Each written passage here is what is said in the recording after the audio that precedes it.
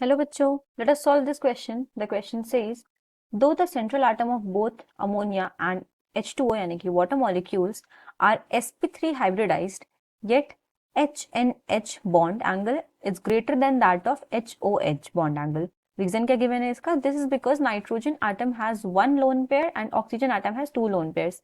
अब हम इस क्वेश्चन को कंसिडर करते हैं. इस क्वेश्चन में जो हमारा की कॉन्सेप्ट अप्लाई होगा,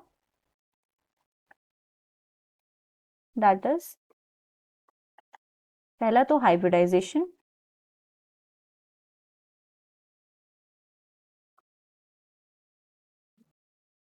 और दूसरा कि बॉन्ड एंगल हमारा जो होता है इट डिपेंड्स ऑन हाइब्रिडाइजेशन, ये तो हम लोग जानते ही हैं, पर bond angle also depends on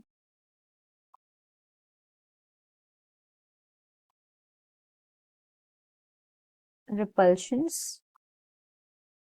और कौन कौन से रिपल्शंस हो सकते हैं ये? It could be lone pair repulsion के लिए सबसे ज्यादा होगा maximum, then it is lone pair bond pair repulsion, फिर उसके बाद बॉन्ड पेयर रिपल्शंस.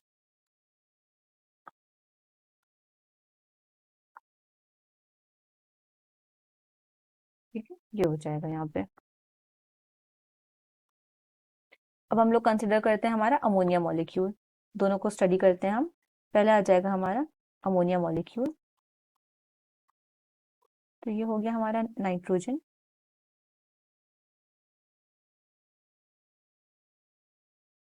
इसके पास हमारा एक लोन पेयर प्रेजेंट होता है. ये lone pair in bond pairs के साथ रिपल्शन शो करता है, और रिपल्शन की वजह से यहाँ पे जो एंगल्स होते हैं ये टेट्राहेड्रल वाले, ये थोड़े से डिक्रीज हो जाते हैं. अगर हम एक आइडियल टेट्राहेड्रल मॉलिक्यूल की बात करें, आइडियल sp3 हाइब्रिडाइजेशन होगी यानी कि टेट्राहेड्रल होगा जब मॉलिक्यूल,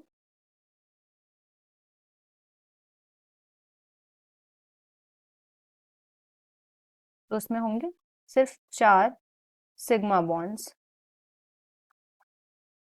और 4 सिग्मा बॉन्ड्स का मतलब हो गया कोई रिपल्शंस नहीं होंगे उसमें, तो बॉन्ड एंगल हमारा एग्जैक्ट उसमें कितना होगा? 109.5 डिग्री. ये हो जाएगा हमारे पास बॉन्ड एंगल एक आइडियल sp3 कंडीशन में, जहाँ पे प्रॉपर टेट्राहेड्रल मॉलिक्यूल बनेगा with 4 sigma bonds.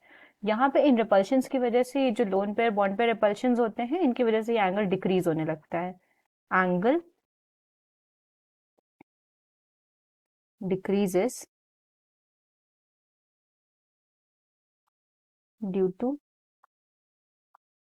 Loan pair bond pair repulsions.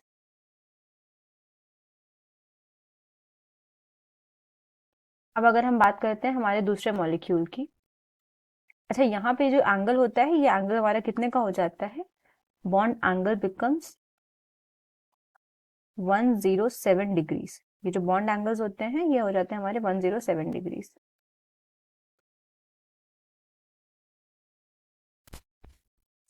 हम हमारा दूसरा मॉलिक्यूल कंसिडर करते हैं, that is water molecule H2O. अगर हम H2O की बात करते हैं तो ये हमारा ऑक्सीजन हो जाता है, ये दो हाइड्रोजन के साथ बॉन्ड बनाता है, और यहाँ पे प्रेजेंट होते हैं हमारे दो लोन पेयर. अब यहाँ पे ये जो दो लोन पेयर्स प्रेजेंट होते हैं, ये एक लोन पेयर ये दूसरा लोन पेयर, इनके बीच में होते हैं रिपल्शंस. ये होते हैं हमारे लोन पेयर रिपल्शन, और लोन पेयर रिपल्शन सबसे ज्यादा इंटेंस होते हैं.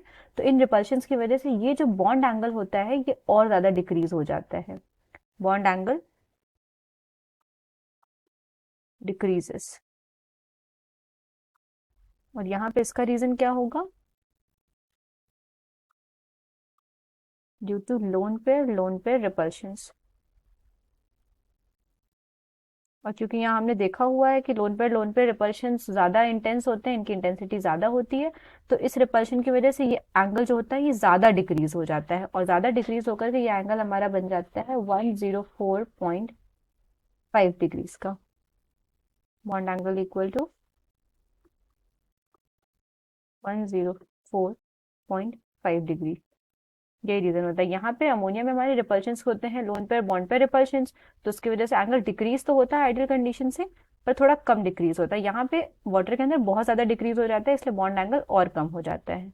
तो अब हम देखते हैं हमारा जो assertion था हमारा, दो the central atom of both ammonia and H2O molecules are sp3 hybridized, yet HNH bond angle is greater than that of HOH। हाँ तो ठीक है, ये बॉन्ड एंगल ग्रेटर होता है हमारे, यहाँ हमने देख लिया। रीजन क्या गिवन है इसका?